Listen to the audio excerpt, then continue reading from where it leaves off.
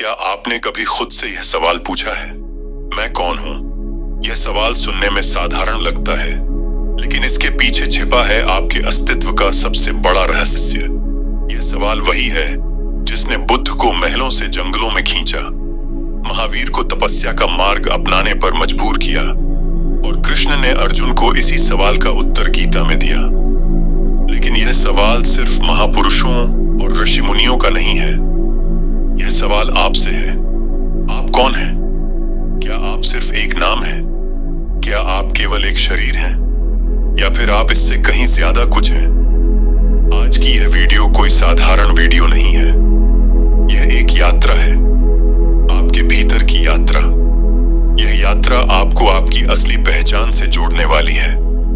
अगर आप सच में अपनी जिंदगी में बदलाव लाना चाहते हैं, तो हमारे साथ अंत तक बने रहें। मैं कौन हूं? यह सवाल क्यों इतना महत्वपूर्ण है? दोस्तों, यह सवाल बहुत गहरा है। इस सवाल का जवाब पाने के लिए सदियों से ऋषि मुनि, संत और महापुरुष प्रयास करते रहे हैं। बुद्ध ने राजपाट छोड़कर जंगल में इस सवाल का उत्तर खोजा, महावीर ने मौन साध कर इसे समझा और कृष्ण ने गीता में अर्जुन से पूछा, तुम कौन हो अर्जुन? यह सवाल सिर्फ दर्शन या आध्यात्म तक सीमित नहीं है, यह सवाल आपकी जिंदगी की दिशा तय कर सकता है। क्योंकि जब तक हम यह नहीं जानते कि हम कौन हैं, तब तक हम यह भी नहीं जान सकते कि हमें कहां जाना है। सोचिए, अगर आप अपने जीवन का नक्शा ही नहीं जानते, तो आप मंजिल तक कैसे पहुंचेंगे? यह सवाल आपकी पहचान, आपकी सोच और आपकी आत्मा से जुड़ा है। अब सवाल उठता है, हमारी असली पहचान क्या है? अक्सर हम अपनी पहचान को बाहरी चीजों से जोड़ते हैं, हमारा नाम, हमारा काम, हमारे रिश्ते या हमारा समाज में दर्जा। लेकिन सोचिए, अगर आपका नाम बदल दिया जाए, तो क्या आपकी पहचान बदल जाएगी? अगर आपकी नौकरी चली जाए, तो क्या आप वही व्यक्ति रहेंगे? अगर आपका शरीर बदल जाए, तो क्या आपकी आत्मा भी बदल जाएगी? ऋषि मुनियों का कहना है कि हमारी असली पहचान इन चीजों से परे है। हम न तो सिर्फ शरीर हैं, न ही दिमाग। हम एक चेतना है, एक ऐसी आत्मा जो शाश्वत है, जो अनंत है। महर्षि पतंजलि ने कहा है, योगश्चित्त वृत्ति निरोधा, अर्थात जब हमारा मन शांत हो जाता है, तो हमारी असली पहचान का अनुभव होता है। हम साक्षी भाव में पहुंचते हैं, जहां हम अपने विचारों, भावनाओं और शरीर से अलग होकर खुद को केवल एक दर्शक के रूप में देखते हैं। अब सवाल ये है, हम अपनी असली पहचान तक कैसे पहुंच सकते हैं? इसका जवाब है ध्यान और योग। ध्यान एक ऐसा माध्यम है जो आपको आपके भीतर की गहराइयों में ले जाता है। जब आप ध्यान करते हैं, तो धीरे धीरे आपके विचार शांत होने लगते हैं, आपका मन स्थिर होने लगता है और तब आप महसूस करते हैं कि आप सिर्फ एक शरीर या दिमाग नहीं है, आप एक अनंत चेतना है।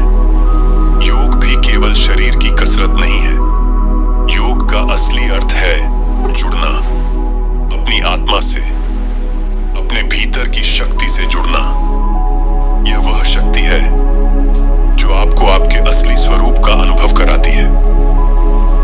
योग में कहा गया है, अहम ब्रह्मास्मि, यानी मैं ब्रह्म हूं, मैं अनंत हूं। इसका मतलब है कि हमारी आत्मा सीमित नहीं है, यह इस शरीर और दिमाग से परे है। जब आप ध्यान करते हैं, तो आप इस अनंत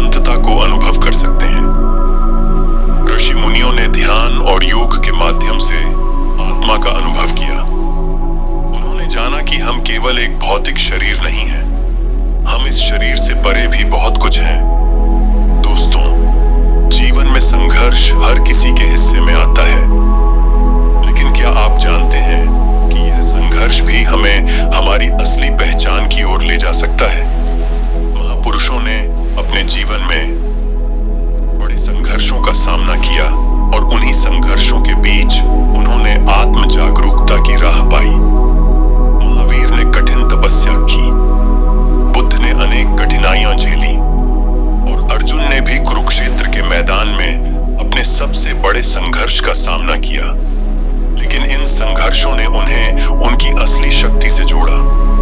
क्योंकि हर संघर्ष हमें कुछ न कुछ सिखाने आता है। हर चुनौती के पीछे एक सबक छिपा होता है, और जब हम इन संघर्षों का सामना करते हैं तो हम अपनी आत्मा की शक्ति को पहचानते हैं। अब सवाल ये है, क्या हमारी सोच और हमारा माइंडसेट भी हमारी आत्मा की खोज में मदद कर सकता है? जी हाँ, पॉजिटिव थिंकिंग या सकारात्मक सोच केवल मोटिवेशन नहीं है, यह आपकी चेतना की शक्ति को जगाने का एक माध्यम है।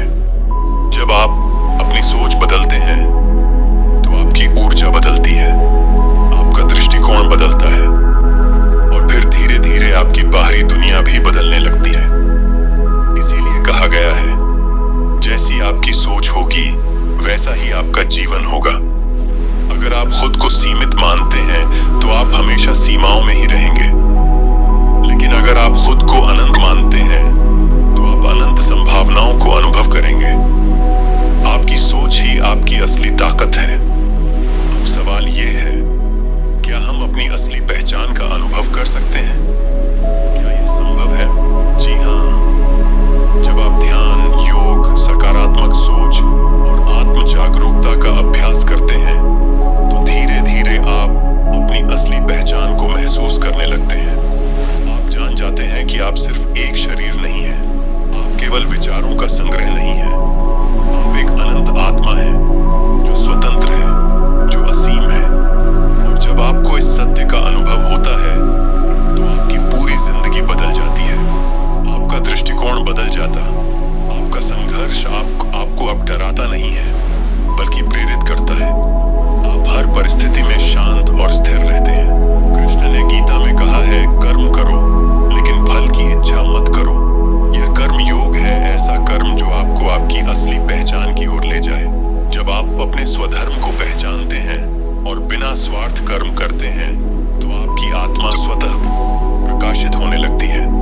आप जानते हैं कि हमारी असली पहचान आत्मा है, लेकिन हमारा अहंकार हमें भटकाता रहता है। अहंकार हमेशा कहता है, मैं यह हूं, मैं वह हूं।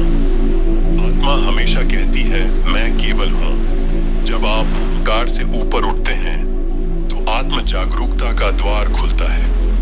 ध्यान और योग हमें अहंकार से मुक्त करके हमारी असली आत्मा से जोड़ते हैं। तो दोस्तों, यह यात्रा यहीं खत्म नहीं होती, यह तो बस एक शुरुआत है आपके भीतर की यात्रा की। अगर आप भी अपनी आत्मा की इस गहराई को अनुभव करना चाहते हैं तो ध्यान, योग और आत्म जागरूकता को अपने जीवन का हिस्सा बनाइए। अगर यह वीडियो आपको पसंद आया हो तो इसे लाइक करें, अपने दोस्तों के साथ शेयर करें